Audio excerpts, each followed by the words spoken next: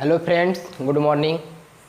तो दोस्तों, आज हम लोग क्लास 10th का एक न्यू चैप्टर एपी स्टार्ट करेंगे और इस एपी के अंतर्गत हम लोग क्वेश्चन को देखेंगे और एपी क्या होता है इसके बारे में भी हम लोग डिस्कस करेंगे। तो चलिए हम लोग देखते हैं एपी क्या होता है। तो हमारा जो टॉपिक होने जा रहा है एपी का जो फुल फॉर्म होता है वो होता है अर्थमेटिक प्रोग्रेशन। अर्थमेटिक प्रोग्रेशन, ठीक ना। इसको अर्थमेटिक प्रोग्रेशन को जानते हैं। और अर्थमेटिक प्रोग्रेशन जो है यानी एपी जिसको हम लोग बोलते हैं, इसके पहले फॉर्म के बारे में पढ़ेंगे, फॉर्म क्या होता है, और फॉर्म को जानने के बाद इसके बेसिक कॉन्सेप्ट को हम लोग समझने का प्रयास करेंगे। तो form of AP, form of AP, तो जो फॉर्म ऑफ एपी होता है वो हमारा होता है A1, A1 प्लस डी बोल सकते हैं, या फिर इसको केवल ए के रूप में भी हम लोग ले सकते हैं। ऐसे भी लिख सकते हैं A plus D, A plus 2D, A plus 3D, A plus 4D, dot dot dot. इसी तरह से हमारा n टर्म तक यह जा सकता है, A प्लस ND। ओके, तो यह हमारा हो गया फॉर्म ऑफ एपी। एक बार इसको हम लोग एक एग्जाम्पल के व्यू से समझने का प्रयास करेंगे। जैसे मान लीजिए कि कोई संख्या हमारा दे दिया 2, 4, 6, 8, 10 डॉट डॉट डॉट, मान लीजिए कि 100 टाइम तक ही गया है, ठीक ना। तो अब एपी क्या होता है, यह तो एक हमारा क्रमबद्ध तरीका से संख्या को अरेंज किया गया है और इन लोग के बीच जो गैपिंग है वह इक्वल गैपिंग है। तो इस एपी के अंतर्गत हम लोग को बहुत सारे ऐसे टर्म होते हैं जिसको समझने की ज़रूरत होती है। अगर हम उस टर्म को समझ जाते हैं तो हम लोग एपी को आसानी से सॉल्व कर सकते हैं, कोई प्रॉब्लम क्रिएट नहीं होगा। और अगर हम उस टर्म को आसानी से समझने में विफल हो जाते हैं तो हम लोग को प्रॉब्लम क्रिएट हो सकता है। तो इसमें से बहुत सारे टर्म कौन कौन है, एक ए होता है जिसको हम लोग फर्स्ट टर्म के नाम से जानते हैं। क्या इसको बोलते हैं? फर्स्ट टर्म, जिसको हिंदी में हम लोग प्रथम पद बोलते हैं। क्या बोलते हैं? प्रथम पद। एक और होता है उसको बोलते हैं डी, जिसको बोलते हैं डिफरेंस। क्या बोलते हैं? डिफरेंस। इस डिफरेंस को हम लोग सार्व अंतर के रूप में जानते हैं, सार्व अंतर। इसी तरह से हमारा बहुत सारे टर्म है, AN है, SN है, ठीक ना, और L है। तो इस सभी टर्म को हम लोग समझेंगे जहाँ पर हम लोग को ज़रूरत पड़ेगा। तो चलिए पहले हम लोग समझेंगे कि A कैसे निकालेंगे, D कैसे निकालेंगे, N क्या होता है। तो N जो हमारा होता है वो नंबर होता है। N क्या होता है? नंबर होता है, जिसको हम लोग बोलते हैं संख्या, ठीक ना। तो इसको तो हम लोग समझेंगे बारी बारी से। तो पहले हम लोग समझते क्या है कि आखिर एपी होता क्या है। तो एपी जो हमारा होता है वह एक संख्याओं का क्रमबद्ध तरीके से अरेंज किया हुआ रहता है। यानी कि एपी हम उसी को बोल सकते हैं जिसके बीच का अंतर इक्वल हो।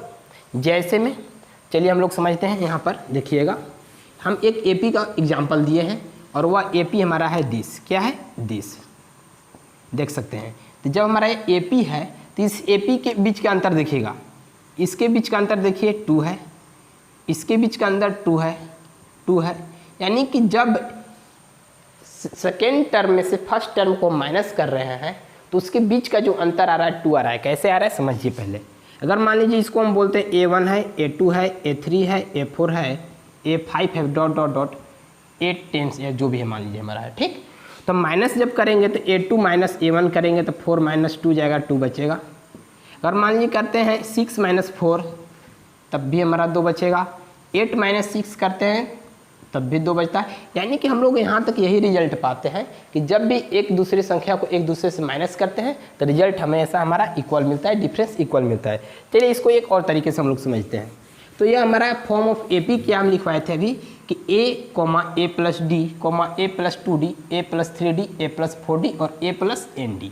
इसको और हम समझ क्या सकते हैं, ऐसे भी लिख सकते हैं A1, A2, A3, A4, dot dot dot dot AN। यह भी एक हमारा फॉर्म ऑफ एपी का ही रूप होता है। कैसे होता है इसको थोड़ा समझिए।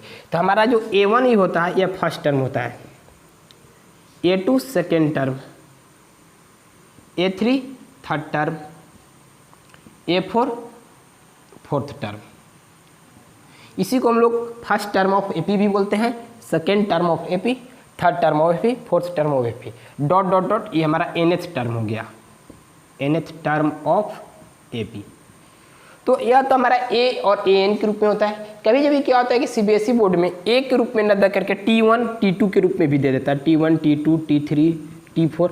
तो यह T1 T2 T3 T4 जो होता है वो भी हमारा टर्म ही होता है, पद ही होता है, जिसको A1 A2 के रूप में हम लोग कंपेयर करते हैं। तो उससे कोई हेजिटेशन नहीं होने की जरूरत है, कन्फ्यूजन नहीं होना है कि T1 T2 क्या हो गया। यह T1 T2 भी हमारा एक टर्म ही होता है, ठीक है। तो यह तो हमारा हो गया पहचानने का नियम कि A1 फर्स्ट टर्म को बोलते हैं, कि सेकेंड टर्म को बोलते हैं, थर्ड टर्म को क्या बोलते हैं, ठीक। तो ये हमारा हो गया फॉर्म ऑफ एपी। तो मान लीजिए कि एक हमारा एक एग्जाम्पल है कि 4, 8, 12 डॉट डॉट डॉट, यह मान लीजिए हमारा 80 तक गया है। अब हम बोलेंगे कि ए बराबर क्या होगा, तो जो फर्स्ट टर्म हमारा है वह ए हो जाएगा, ए इक्वल टू 4। ए हमारा क्या है, फर्स्ट टर्म, ओके। अगर मान लीजिए हम बोलते हैं डी, तो डी कैसे निकालेंगे, तो डी निकालने का सबसे बेस्ट तरीका है A2 माइनस A1 कीजिए, लिखेंगे A2 माइनस A1, वैल्यू रखिए, A2 का मान क्या है 8 माइनस A1 का मान क्या है 4 इक्वल टू 4। कन्फ्यूजन है तो लिख सकते हैं ये हमारा A1 होता है, A2 होता है, A3 होता है, और यह जो टर्म होगा उसको हम काउंट करके लिख सकते हैं, क्योंकि हम एग्जाम्पल दिए हैं, ठीक ना। तो कम से कम हमको 3 वैल्यू को वेरीफाई करना होगा, जांच करना होगा कि उसके बीच का डिफरेंस इक्वल है कि नहीं। एक हम चेक कर चुके हैं, अगला फिर चलेंगे। तो अब A2 माइनस A1 कर चुके थे, यानी 8 माइनस 4, अब 12 माइनस 8 करेंगे, 12 माइनस 8 4 आ रहा है। इसी तरह से आगे होगा तो 16 माइनस हो जाएगा 12 तो 4, यानी देख रहे हैं यहाँ 4 आया और यहाँ भी 4 आया, यानी तीनों का जो हमारा वैल्यू आया वह इक्वल आ रहा है। इसका मतलब हम लोग बोल सकते हैं कि डी का जो वैल्यू आया हमारा 4 आया। क्या आया जी, 4। तो ए बराबर 4 बोल सकते हैं, डी बराबर 4 बोल सकते हैं। तो हमारा इस तरह से ए और डी निकाल सकते हैं। एक और चीज़ क्या है कि अगर मान लीजिए कोई क्वेश्चन बोल दिया कि A4, तो इस A4 लिखने का मतलब है कि AP का चौथा पद, AP का फोर्थ टर्म। इस AP के फोर्थ टर्म को अगर हम लिखना चाहते हैं तो लिख सकते हैं A प्लस 3D। इसको कैसे लिखेंगे, अगर मान लीजिए A के रूप में लाना है और D के रूप में, तो इसको 4 है तो एक माइनस करके D ऐड कर दीजिए, A प्लस 3D हो जाएगा। एग्जाम्पल से और समझिए, मान लीजिए A 100 रहेगा, एक माइनस कर देंगे, A प्लस 99D हो जाएगा। अगर मान लीजिए रहेगा A 1000 टर्म, तो इसको लिखेंगे A प्लस 999D। आप लोगों को समझ में आ गया होगा। अगर मान लीजिए बोल दिए कि A 51, तो इसको लिखेंगे कुछ नहीं, A प्लस 50D। यानी डिफरेंस जो हमारा है डी के साथ जो है, अगर यहाँ 51 है तो एक कम करके लिख देंगे और ए एज वेल एज रहेगा, इस फॉर्म के रूप में हमारा हो जाएगा। ओके, तो यह तो हमारा लिखने का तरीका था। तो अगर आप एनसीईआरटी बुक से देखते हैं तो एनसीईआरटी में सिर्फ 2 ही चीज़ को हमको पढ़ना है फर्स्ट एक्सरसाइज में। उसमें सिर्फ आपको निकालने के लिए मिलेगा ए और डी। क्या निकालने को मिलेगा, find the A and D in the given AP. अभी हम बुक से नहीं चल रहे हैं, हम अपना से समझाने का प्रयास कर रहे हैं। यानी मान लीजिए कोई एक एपी हमारा दे दिया, मान लीजिए कि वो हमारा एपी है 1 2 3 4 5 डॉट डॉट डॉट 10। एक और एपी है हमारा, मान लीजिए 2 नंबर में, मान लीजिए वो हमारा एपी स्टार्ट होता है कहाँ से, उसको मान लेते हैं 16 से,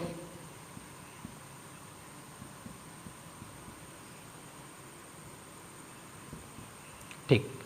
यह हमारा एपी है। क्या है जी, एपी है। तो हम क्या बतलाएं, ए निकालना है और डी निकालना है। ए क्या बतला है, प्रथम पद, यानी first term of in this AP. तो फर्स्ट टर्म यहाँ पर क्या है 1, तो लिखेंगे ए बराबर 2। डिफरेंस निकालने के लिए क्या बतला है, A2 minus A1, A2 minus A1 करेंगे, डी इक्वल टू A2 क्या है 2, तो लिखेंगे 2 माइनस 1 बराबर 1। कम से कम 3 बार चेक करना है। फिर चलेंगे तो 3 माइनस 2 बराबर 1, 5 माइनस 4 1, 1 आया 1 आया 1 आया, दैट मीन्स डी बराबर हमारा 1 आ गया। तो हमारा रिजल्ट हो गया डी बराबर 1 और ए बराबर 2। ओके, इसी तरह से इसमें चलेंगे। तो प्रथम पद क्या है, फर्स्ट टर्म 16, तो ए बराबर 16। अब क्या निकालना है, डी। तो क्या बतला है, अगला पद में से पिछला पद को माइनस कर दे रहे हैं, यानी नेक्स्ट टर्म 32 था तो 32 माइनस 16, तो 16 बचेगा। यहाँ से 48 कर लीजिए।